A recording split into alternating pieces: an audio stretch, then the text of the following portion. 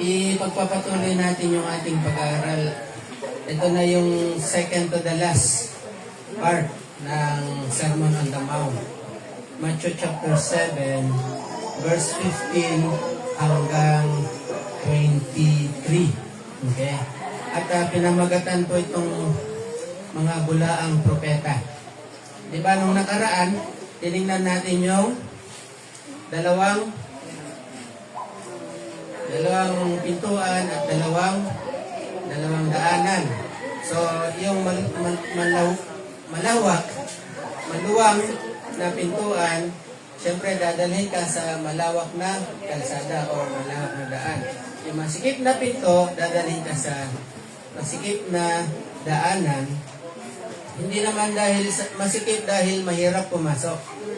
Okay, ang katotohanan, libre ang pumasok dito at wala tayong gagawin kundi magtiwala lang mananampalataya. Bakit? Kasi pagpasok mo sa pintuan na ito, ang Panginoong Hesus ang naghihintay at dadalhin niya tayo sa buhay. Buhay na ano? Oo, buhay na walang hanggan. At hindi lang yon, yung buhay na walang hanggan, ang siyang naghihintay sa atin. Pero habang nandito tayo, buhay na masagana. Yun yung pangako niya sa John chapter 10, verse 10. Of course, yung malawak na pintuan, dadalhin ka sa malawak na daan, pero ang hantungan nito ay kapahamakan. Yan. So, dalawa. Ang dalawang pintuan, ang dalawang daan. Tapos ito naman ay ang dalawang katuruan or dalawang propeta, dalawang nangangaral. Kasi pag sinabi mong propeta, ito ay yung mga tao na nakakarinig mula sa Diyos at kung ano yung naririnig nila, yun ang sinasabi nila sa tao. Okay? So, sa panahon ng Old Testament, direct ito na sinasabi ng Diyos sa kanila. Kasi hindi pa man nakasulat yung Biblia nung time nila. Pero sa ating panahon ngayon ay yung mga nangangaral na ng kanyang mga salita or ang Biblia. Kasi kompleto na to. May kulang pa ba sa Bible? Ilang book kasi ito?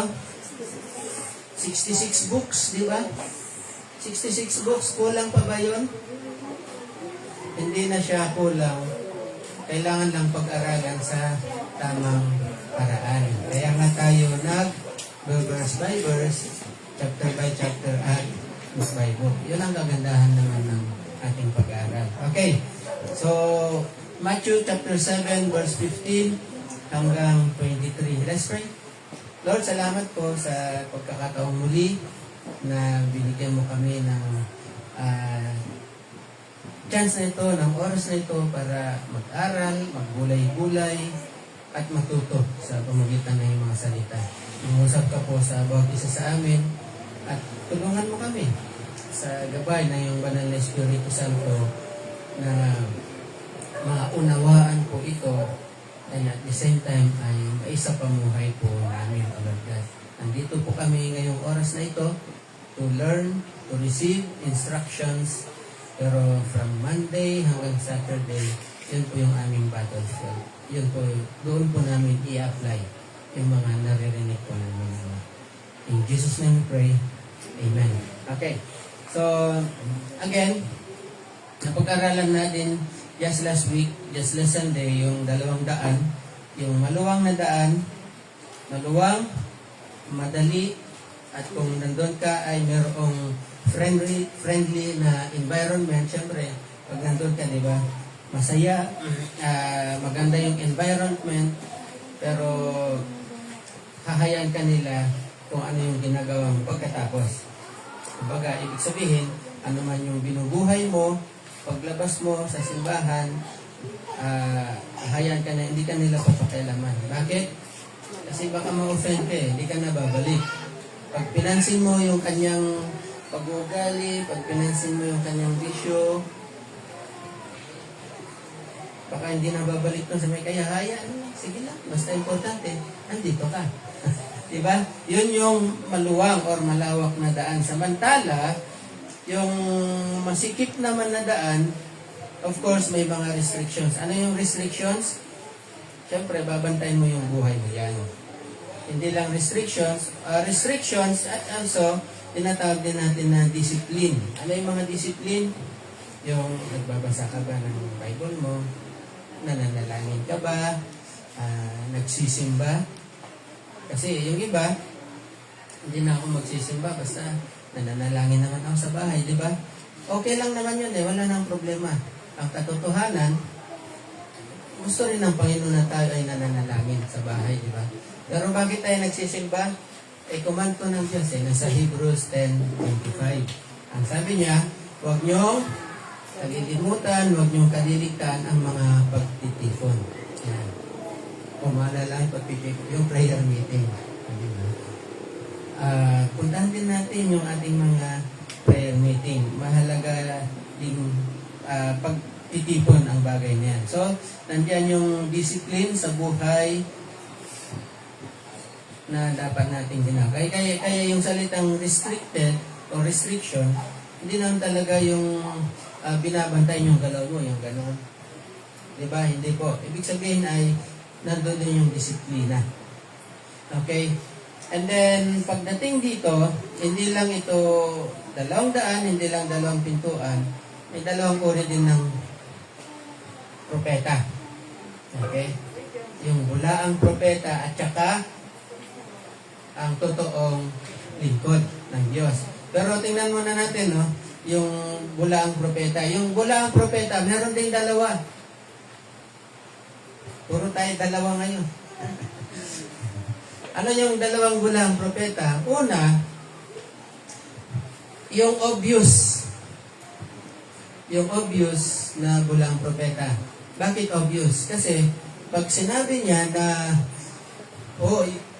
halimbawa, sinabi mo, kailangan natin yung Bible sa ating pananampalataya. Pag sinabi niya, ay hindi na natin kailangan yung Bible. Huwag niyong babasahin yan, huwag niyong hawakan yan. Yung mga leaders lang ang pwedeng magturo sa inyo kasi baka mabaliw kayo. Narinig niyo, nabutan niyo ba yung panahon na kuhan? Sa amin doon, sinasabihan kami na huwag mong babasahin yung Bible, mababaliw ka. Sino na nakarinig yun sa mga kapanahonan ko? Kailan lang naman yun Mga last year na yan. Ewan ko kung nabutan niyo, pero sinasabihan kami noon na huwag kayong magbabasa ng Bible, baka mabaliw kayo, parang ganun. Pero hindi po. Pag yun, alam mo na, obvious na bulaang propeta yan. Pag sinabi niya na, ay si Jesus Christ, tao lang. Alam nyo na, di ba? Obvious na yon. Obvious na yon na sila ay nasa maling doktrina. Pag sinabi mo kasing katuruan, doktrina yan. So, nasa maling doktrina na. Yun naman, yung sinasabi naman nila, si Jesus Christ, siya ay Diyos, si Jesus Christ ay siya ang ating kaligtasan. Pero hindi naman sila naniniwala sa God the Father. Yung mga Jesus lang. Walang Holy Spirit, walang God the Father. Meron din yung Father lang, walang God the Father. In other words, ay tayo, ang katuruan kasi natin is, mayroong Trinity. Hindi siya 3 Diyos. Hindi 3 ang Diyos. Isa lang ang Diyos na may 3 persona, at yung persona na yan ng Diyos ay distinct din sa bawat isa. Iba ang God the Father sa God the Son, iba ang God the Son sa God the Holy Spirit. Pero isang Diyos. Paano nangyayari, Pastor? Diyos yun hindi natin maunawaan yung sitwasyon. Pero sa Diyos, walang imposible. Okay? Although hindi natin talaga mababasa. Kahit lumapit sila sabihin na, sige nga, hanapin mo nga sa Bible, 66 books. Hanapin mo yung Trinity dyan. Wala. Hindi natin mababasa yun. Pero yung essence ng Trinity ay nandyan from sa Genesis pa lang. Meron na. Okay, hanggang sa Revelation. So, yun yung mga bulaang propeta na very, very obvious. Okay, kaya pag napalapit tayo nga doon, at sinabi nila, ganito yung may mga katuruan din na naniniwala sa Bible, lalapit sila, may Bible din kami. Kaso lang, hindi pwedeng yung Bible lang. dapat may isa pang libro. Okay? At ang libro na yan, kadalasan ay yung isinulat ng founder nila. So, yung Bible plus yung libro nila. So, kailangan din natin to kasi hindi daw kompleto yung Bible. So, pag gano'n ang sinasabi, alam mo na ito ay nasa hindi tama. Okay? So, yan yung obvious. Meron ding bula ang propeta na hindi obvious. Bakit hindi obvious? Kasi kapareho natin. Yung kinakanta mo, kinakanta rin niya. Yung paniniwala nila sa Trinity, yung paniniwala nila kay Jesus Christ, pareho din. At nandun din sila sa loob ng church. Pati yung pangalan ng church ay Born Again Church din, Christian Fellowship. Yun ang delikado. At yun ang ating babantayan. Kaya nga sabi ng Panginoong Hesus, sa verse 15, sabi niya, mag-ingat kayo. Ano ibig sabihin ng mag-ingat? Ang mag-ingat po ay yung basta maglakad ka lang. Basta. Kahit na anong meron dyan, bahal. Hindi yun yung mag-ingat. Ang mag-ingat ay babantayan mo yung nilalakaran mo. Yan. Kung hindi, pag nauntog ka, nadulas ka, matatawagan ka ng ala.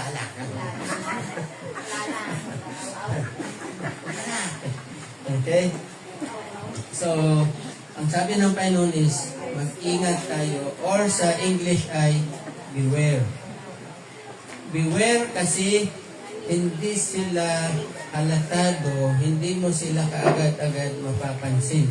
Kung paano, ang beware na to, ay kung paano nag-iingat yung mga may tindahan, kasi kapaskuhan na, anong pag-iingatan? Yung 1,000 na kapareho yung kulay, kapareho yung size, kapareho yung pero huwag pala. Fake pala na pera. Pero pareho yan. May 1,000 din. May Republika ng Pilipinas din. May nakasulat din Bangko Sentral. Pero meron pa rin siyang hindi magaya yung original. Pero kung hindi tayo mag-iingat, pupunta sa'yo. Halimbawa, bibili sa'yo ng 100. Binahin niya 1,000. Nawalan ka na ng tinda, nawalan ka pa ng 900 kasi susuklian mo ng 900 tapos baka makulong ka pa kasi bibili mo yan sa grocery. Alapig ito. Ikaw pa malalagot niyan. Okay? Kaya ang sabi ng Panginoon Jesus, beware or mag-ingat. Okay? Kung nandoon lang tayo, pag nung naririnig natin to, tinuturo tayo. So, siguro yung stress niya, baka may palo pa nga kung mag-ingat kayo. Okay. Exclamation point. Okay, mag-ingat kayo sa mga huwad na propeta. Lumalapit sila sa inyo na parang tupa. Ano ibig sabihin ng lumalapit silang parang tupa? Maamo. Kasi ang tupa ay maamo.